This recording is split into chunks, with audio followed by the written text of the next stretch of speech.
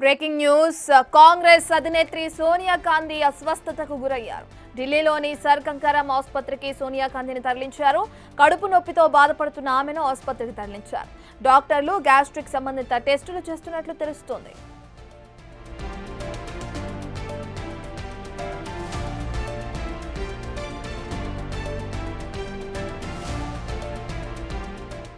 పూర్తి డీటెయిల్స్ అందించడానికి మా ప్రతినిధి ఢిల్లీ నుంచి శివ అందుబాటులో ఉన్నారు. శివ, సోనియా గాంధీ అస్వస్థతకు గురవడం మనం చూస్తున్నాం. కడుపు నొప్పితో హాస్పిటల్లో జాయిన్ అయిన ఆవిడ పరిస్థితి ప్రస్తుతం ఏ విధంగా ఉంది? Right Ratna, Sonia Gandhi Congress party parliamentary party chairperson Sonia Gandhi అస్వస్థకు గురయ్యారు. ఈ నేపథ్యంలోనే ఢిల్లీలోని సర్ గంగారాం ఆసుపత్రిలో సోనియా గాంధీ చేరినట్లు తెలుస్తుంది. అంటే కడుపు సంబంధిత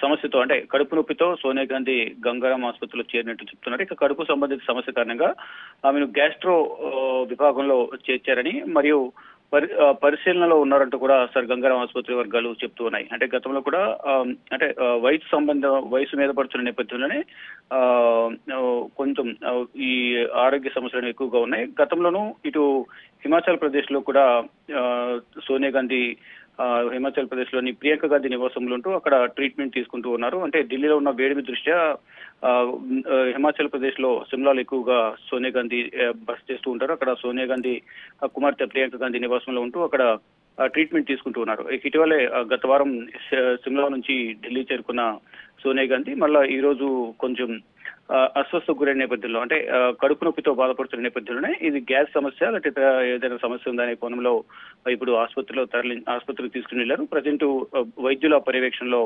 అబ్జర్వేషన్ లో ఉన్నారు. గ్యాస్ట్రో విభాగంలో చేర్చి ప్రజెంట్ ట్రీట్మెంట్ అందిస్తున్నట్టు తెలుస్తుంది. ప్రజెంట్ గంగారాం ఆసుపత్రి వర్గాలు అయితే